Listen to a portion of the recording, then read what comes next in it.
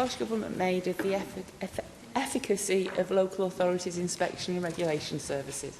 Local authorities are responsible for inspecting and regulating many different services, both devolved and non-devolved. The Welsh Government sets the statutory frameworks for those in devolved areas, and these are periodically reviewed. Thank you for that answer, Minister. Following the recent investigation by the BBC that showed the licensing system isn't working and that dogs are being held in disgusting and cruel conditions, your government has said it's going to review the rules. If you think that the BBC report makes for distressing viewing, you should see some of the stuff on the Carry Out campaign website. It's absolutely shocking what these dogs are being put through. That this is still going on in Wales is I'm sure everyone agrees, it's absolutely shameful.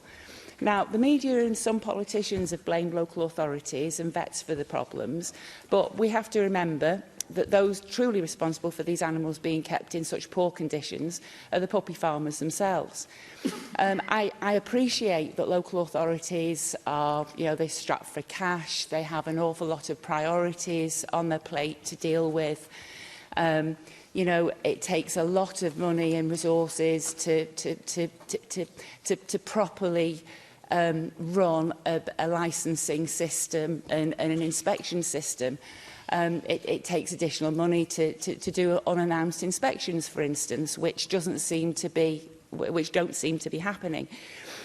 So, do you not agree with me that the best way to cease this regulated suffering is to ban puppy farming altogether? I'm a great believer in where there's a will, there's a way, and surely Welsh Government should be working with organisations such as Carry Out to achieve a form of ban that would be effective.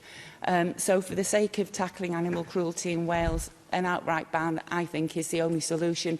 Do you agree with me? So the Minister outlined in her earlier questions a whole range of measures that she has recently announced in this regard. And of course, we're all deeply disturbed by the accounts of non-compliance in the BBC documentary. It was horrible, absolutely heartbreaking. And my colleague Leslie Griffiths outlined a series of things that she's undertaking in this regard. It is always tempting to think that there's a quick fix for these things, but they always have other consequences not intended. So we do need to work through those carefully.